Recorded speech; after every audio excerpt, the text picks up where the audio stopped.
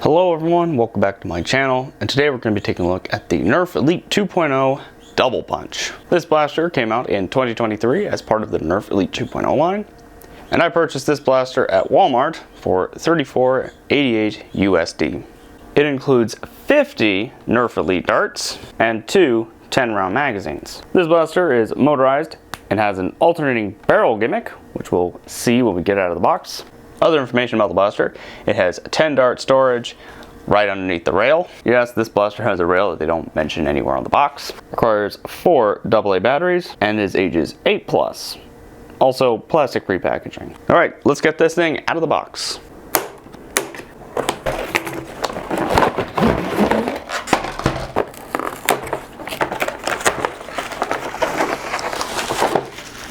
Alright, so here we have the Double Punch out of the box. What else is included is our instructions here. Pretty straightforward stuff. And here we have our 50 Nerf Elite darts.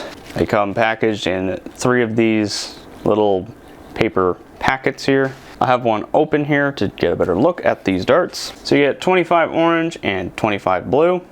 So now let's move on to our blaster, but before we get into the nitty gritty, let's put batteries in it. So the battery compartment is located on the stock. Has a simple Phillips head screw here. We're just loosening up. Once again, it requires 4 AA batteries. These are Kirkland's signature. All right, they just go in like that. Put the cover back on, and hopefully this works because I have terrible luck with motorized live wheel blasters. But let's pull the rev trigger.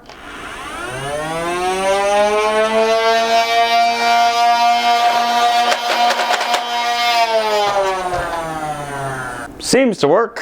So let's move on to the features of the blaster. Starting off with our magazines, we have 2 magazine releases, one for the left side and one for the right. We get 2 10-round magazines. These are kind of the new Nerf low-cost magazines, like what we saw in the Storm Charge review. Except it feels a little bit better, but still really squishy, and I don't feel like they're not that durable. There's that to keep in mind. We have up here a rail where we can put a scope. So I have a long range scope here. There we go, seems to slide on pretty easily and seems to hold it pretty well. Always nice to have a rail on blasters. Under our rail we have our 10 dart storage. I'm just gonna load in the darts that the blaster came with, and I'm just going to keep them here for the rest of the review. And if one falls out, too bad. We'll just see how well this dart storage is. I'm just going to put the Nerf Elite ones in here. It appears that Dart Zone and Adventure Force are looser, so I'm going to give this the best chance of succeeding. And I already can feel that some of these are looser than others, so that's why I'll probably just use Nerf in this. Initial thoughts: dart storage seems to be fine. We also have a jam door here. This is clear plastic here, so you can see all the internal mechanisms of the blaster, including the safety switch. So this blaster will not rev with the jam door open, so there's that. But it does rev without magazines. Alternating barrels, which move when you pull the trigger. I'm going to leave the jam door open so it doesn't rev. So when I pull the trigger, the barrels move in and out. I did notice that the left barrel extends further than the right barrel. So yeah, it's kind of weird, but that's just kind of how it is. All right, so let's talk a little bit about the magazine compatibility. I have here a 25-round drum. Let's see if this works. And it does not. Because the handguard is in the way. I'm not going to make this that big of a deal because you can't use the other side with the 25-round drum in anyway, so you're kind of losing functionality of the blaster with it. So next we have our 18-round magazine here. This has been known to fail in blasters because of this little nub here, but it fits fine, so that's pretty cool. These are 6-round magazines. We're going to be using these for the tests, so hopefully they'll fit. We're just going to put 2 of them in. They fit fine. This is an older 6-round magazine. This is a newer 6-round magazine. So moving on to third party, we have 2 12-round magazines, Adventure Force Pro and Dart Zone. This is a standard Dart Zone magazine. They do not work in this blaster. which is a little bit surprising, but so we can't use third-party magazines in this blaster, at least the more mainstream ones like Dart Zone and Adventure Force, which is a little disappointing, but it's not the end of the world. Anyway, let's move on to our tests. Right, so here we are at the range with our accuracy test here. As you can see, we have our targets set up over there. We're about 15 feet away. We're gonna be starting off with Nerf Elite. We're gonna be firing 10 shots per dart, so 5 in each magazine. And let's see how this fares. And by the way, that is your sight picture. Not much of a sight, just a front sight, not much of a rear sight, but still technically has a sight. Right, let's see how this fares.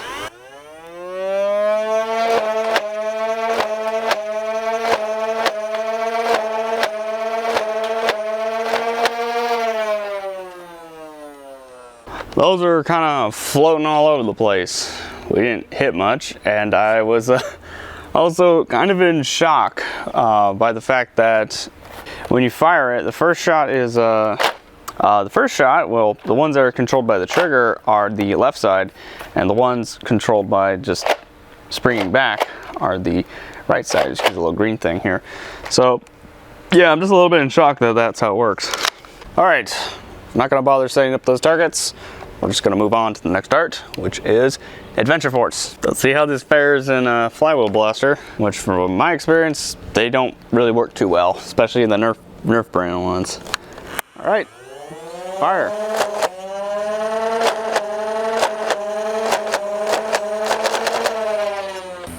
We had a jam. Just kind of fell out of the magazine that last shot, so we didn't fire all 10. Not the greatest. Those are going all over the place as well. I don't know, it's still very hard to get used to the whole firing 2 darts per trigger pull. Very disorienting, I will say, so you have to get used to that. Did we hit anything? I don't think we hit anything. I think we hit that egg in the back. Maybe we hit the egg in the back, but yeah. All right, we have our last dart here, which is Dart Zone. This is usually pretty decent in flywheel blasters.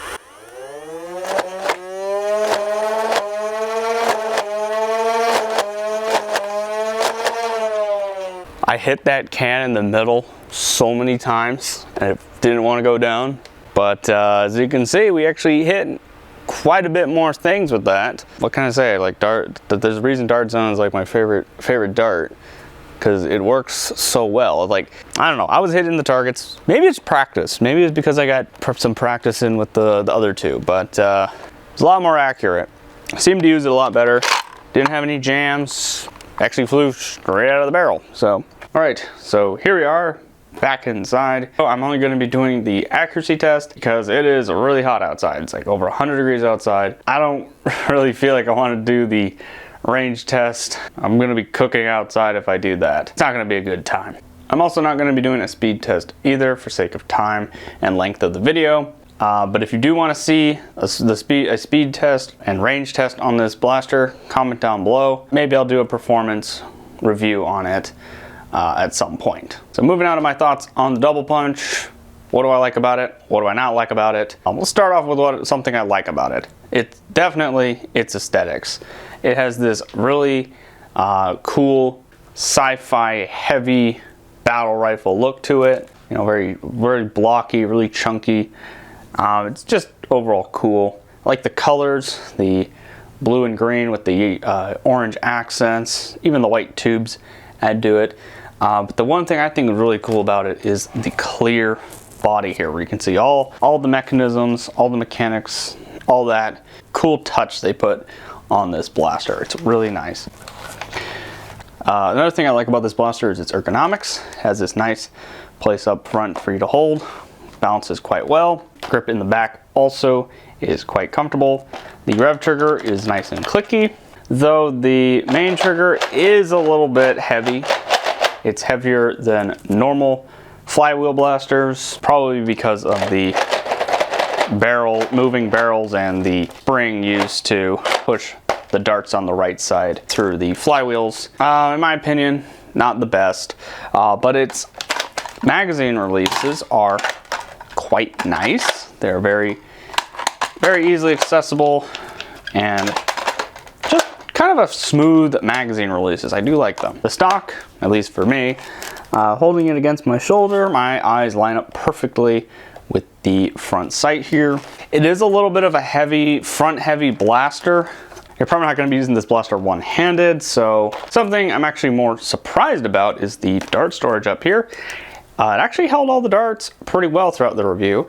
Haven't lost any. I didn't put any back in or anything like that, but it held them really well. Now, things I don't really like about this blaster are definitely its magazines. These really kind of crunchy, flimsy magazines I really don't like. Not the best. I wish they would continue with the, you know, nice hard plastic ones. Not sure how long these are going to last. We'll see as time goes on. Something else that I'm more or less not a huge fan of about the blaster is the moving barrels. Yes, it's a cool gimmick.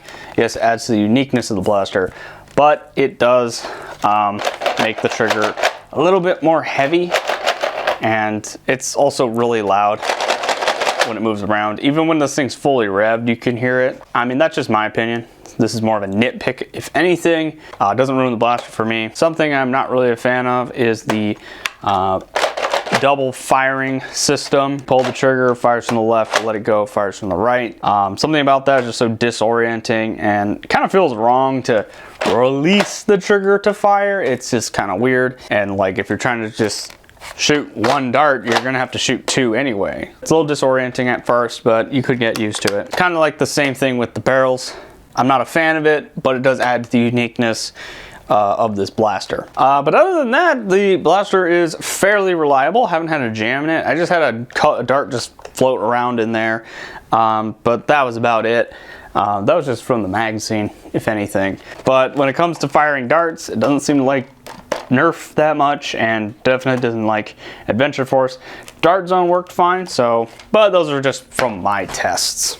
Now let's talk value. Is it worth $34.88 USD? Well, it does include 50 Nerf Elite darts, which, by the way, you can buy a pack of 50 Nerf Elite darts for around $8, at least where I live. You're not only getting a whole bunch of darts, but you're also getting a pretty good blaster, in my opinion. Yeah, it has a couple of little nitpicks here and there. Those are just more nitpicks, but build quality is pretty solid. Even on the barrels here, they don't really move around too much, and this rubber hose doesn't feel like it's gonna break anytime soon. I mean, the only gripe I have with this blaster is definitely the magazines being this kind of flimsy plastic, but that's just gonna be the new thing. Seems to be pretty reliable. I definitely would say if you are looking for a cool gimmicky blaster, I'd say go pick one up. Definitely would recommend picking up on sale. I mean, I always recommend any blaster to be purchased on sale, but I do think if you do want to get it not on sale, I still think it's pretty worth it. But anyway, those are just my thoughts on this blaster. Comment your thoughts about this blaster down below. What do you think about the whole double firing system and moving barrels? Do you think it's a cool gimmick, or do you think they should just not do it anymore? Also comment down below what other content you want to see on the channel, whether it be Nerf related or not. Be sure to check out my review on the Nerf Elite 2.0 Storm Charge, and also be sure to check out my other reviews. I'll have both those linked at the end of the video. Thank you all for watching, and we'll see you next time.